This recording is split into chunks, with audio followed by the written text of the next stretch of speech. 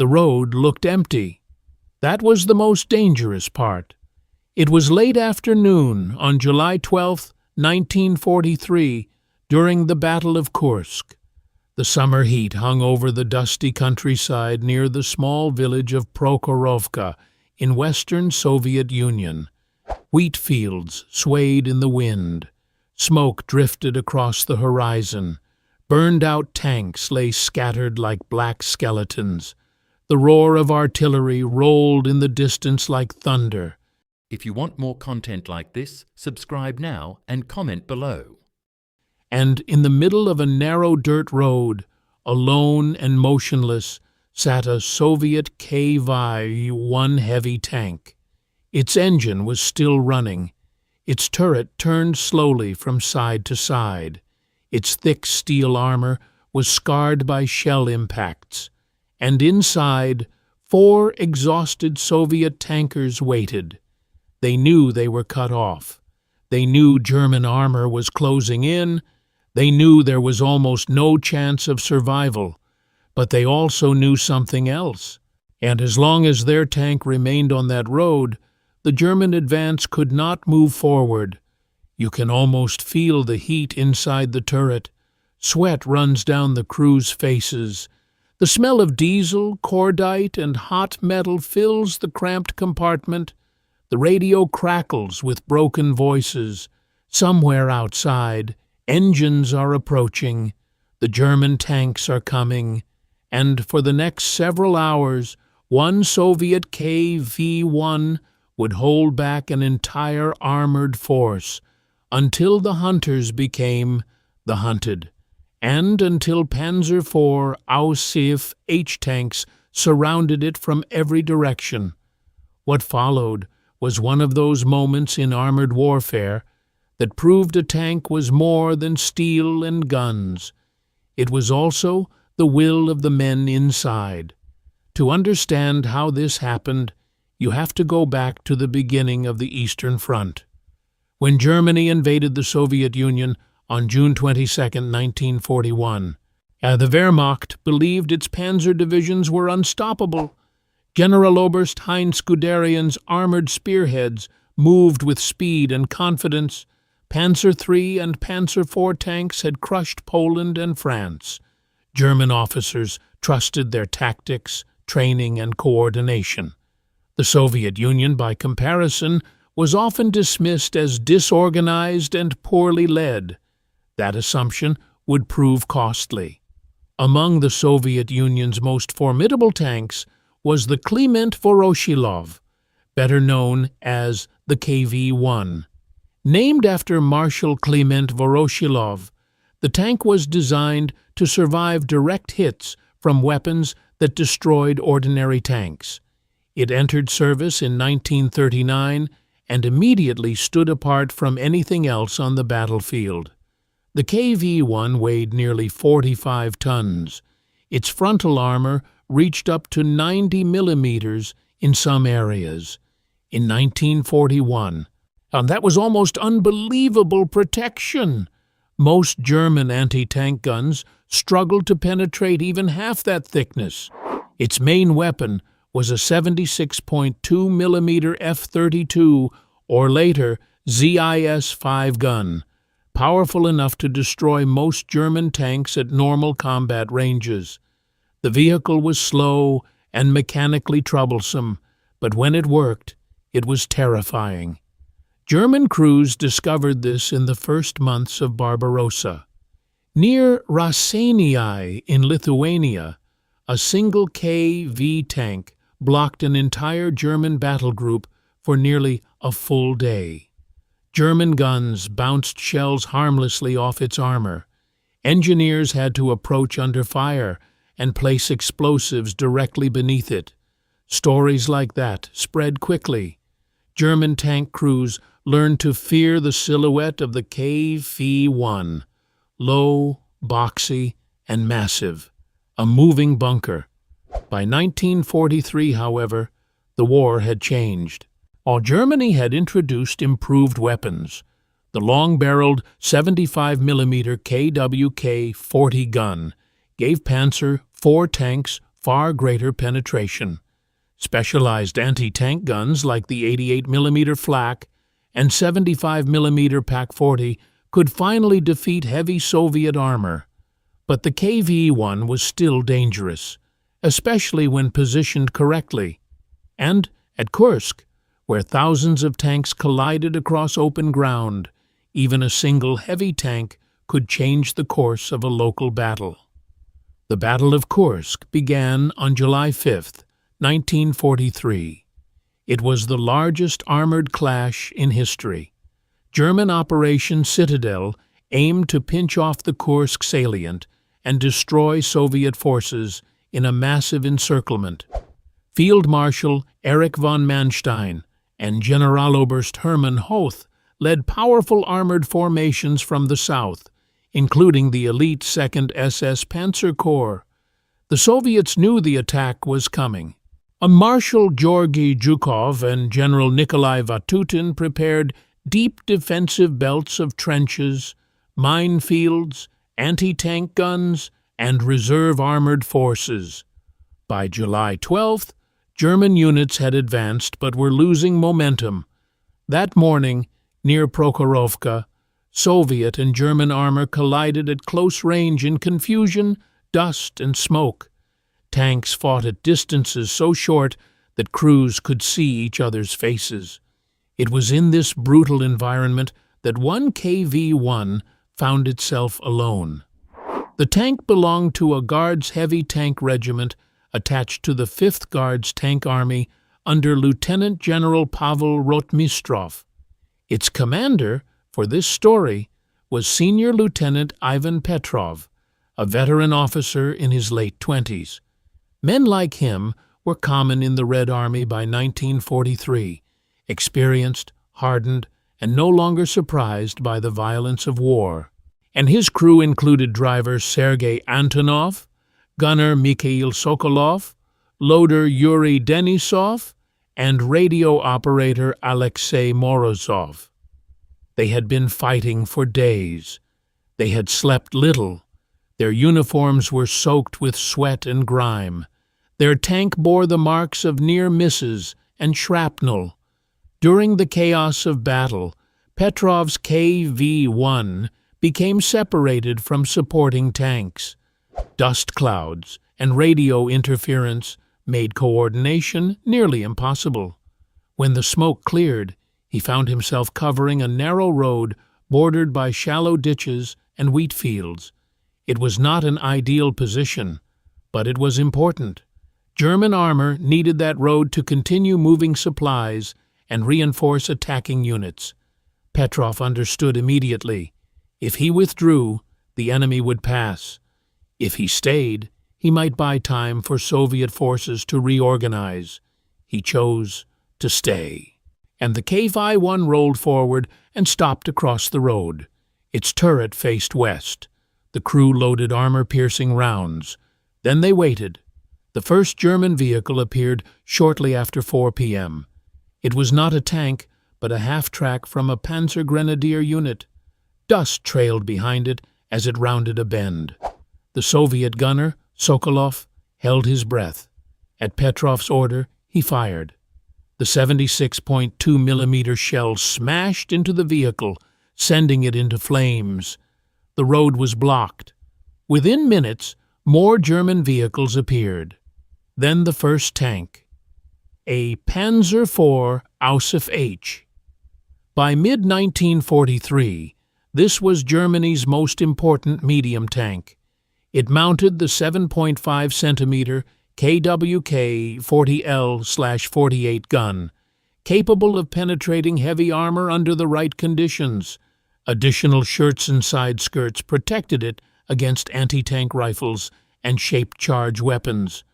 With frontal armor up to 80 millimeters, it was tougher than earlier Panzer IV models. Its commander, Oberleutnant Karl Fischer, saw the burning half-track and immediately halted. Through his binoculars, he spotted the Soviet heavy tank blocking the road. He recognized the shape. KV-1, a dangerous opponent. Fischer radioed for support. He knew better than to rush straight ahead. The first duel began at roughly 800 meters. The Panzer IV fired first. The shell struck the KV-1's frontal armor with a bright flash and a sharp metallic crack. Inside the Soviet tank, the impact sounded like a giant hammer hitting the hull.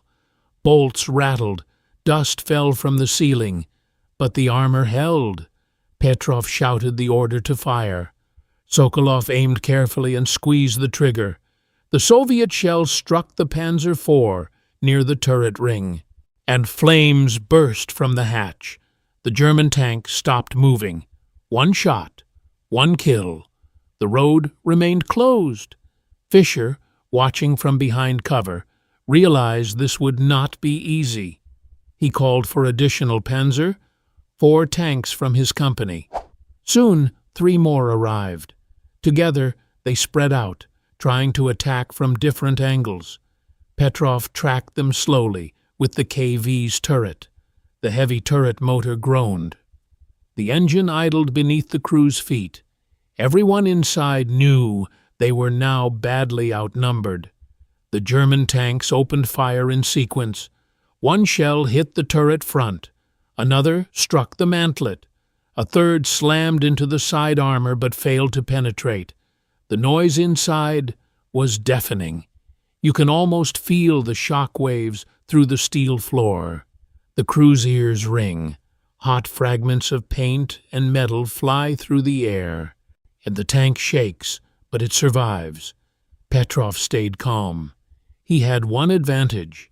The enemy had to expose themselves to clear the road. The KV-1 was already in position. Sokolov fired again.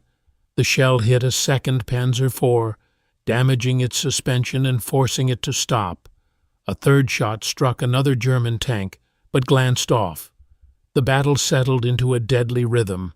German tanks maneuvered and fired. The KV-1 absorbed punishment and answered with deliberate shots. Smoke thickened around the road. The wheat fields caught fire. Burning fuel sent black columns into the sky. More German units arrived. Panzer grenadiers dismounted and attempted to approach through the ditches. Machine gun bursts from the KV's hull gun drove them back. Every minute that passed increased the pressure on the isolated Soviet crew. Ammunition was limited, and the engine was overheating. The optics were cracking from repeated impacts, and still they held. As evening approached, German commanders changed tactics. Rather than attacking from the front, they began circling through the fields.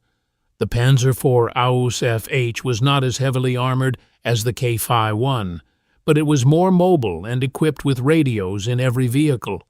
German crews coordinated with precision, using hand signals, maps, and disciplined communication. Fischer organized his tanks into a loose ring. 2 would keep the KV distracted from the front. Others would move around the flanks. Their goal was simple: find a weak point. Petrov sensed the danger. Through his periscope, he saw German tanks disappearing into smoke and dust. That meant they were maneuvering. That meant encirclement. He ordered Antonov to reverse and reposition, and the driver pulled the heavy transmission into gear. Nothing happened. The tank lurched but did not move. A shell fragment had damaged part of the running gear. The KV-1 was now immobilized. That changed everything. A tank that cannot move becomes a fortress. A fortress eventually becomes a target. Still, Petrov had no intention of surrendering. He adjusted the turret and continued firing. At close range, the Soviet gun knocked out a German armored car and damaged another Panzer IV. The road was still blocked, but the circle was tightening. By approximately 6:30 p.m., at least 6 Panzer IV Ausf tanks surrounded the KV-1 at varying distances. Some remained beyond the Soviet gun's line of fire. Others moved cautiously from cover to cover.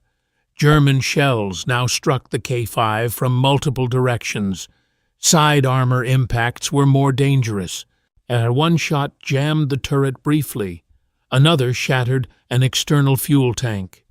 Flames licked across the rear deck before dying out. Inside, the air became nearly unbearable. The crew coughed and wiped sweat from their eyes. Loader Yuri Denisov's arms trembled from handling heavy shells for hours. Radio operator Morozov struggled to contact nearby Soviet units, but interference and damaged equipment made communication impossible. They were alone.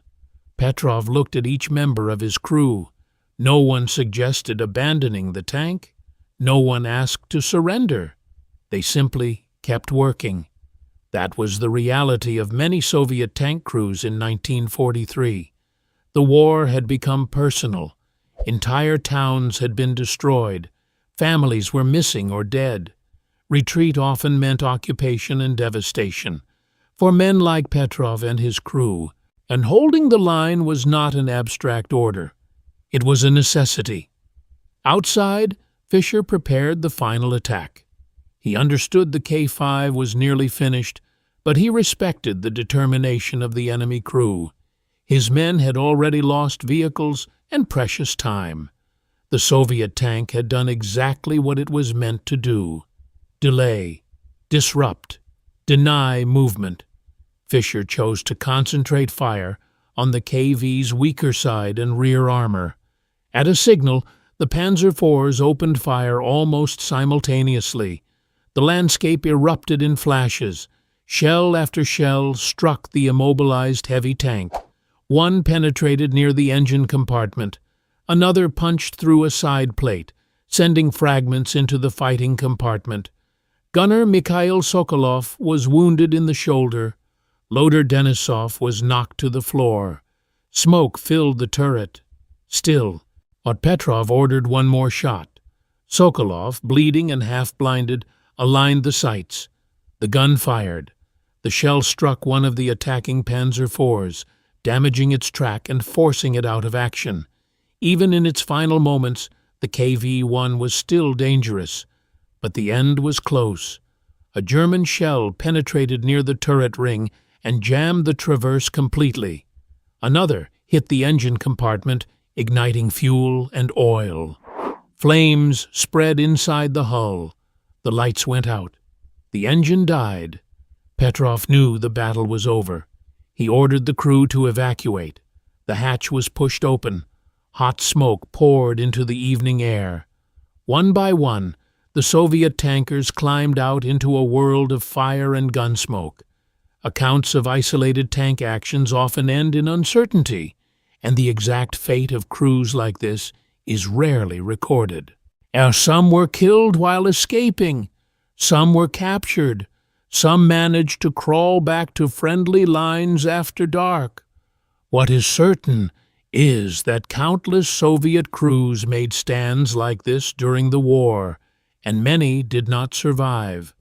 When German soldiers finally approached the wrecked KV-1, they saw a tank covered with impact scars.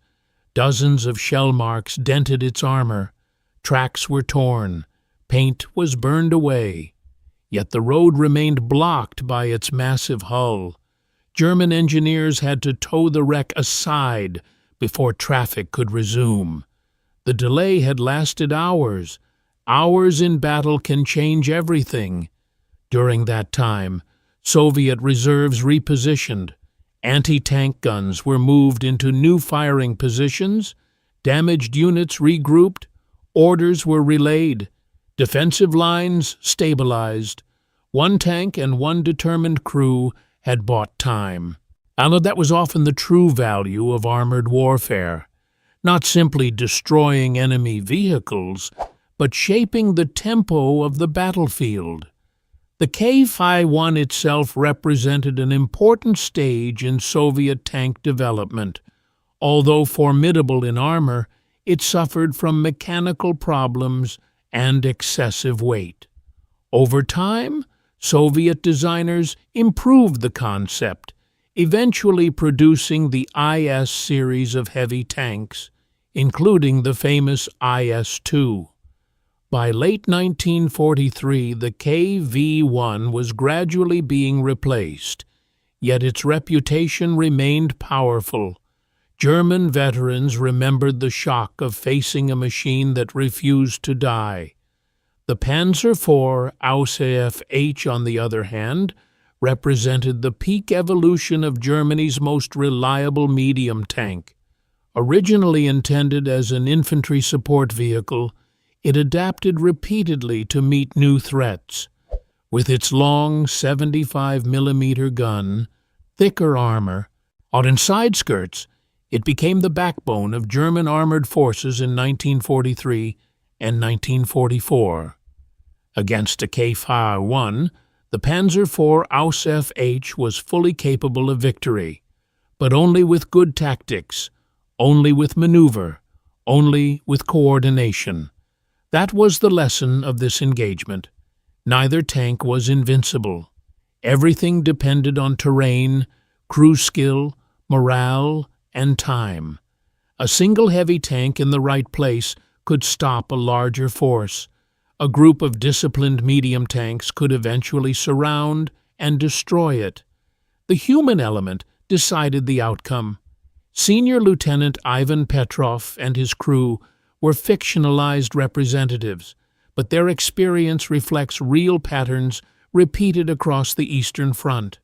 Thousands of tank crews faced similar situations. Many fought isolated actions that were never fully documented. Their names disappeared. But their actions shaped the war.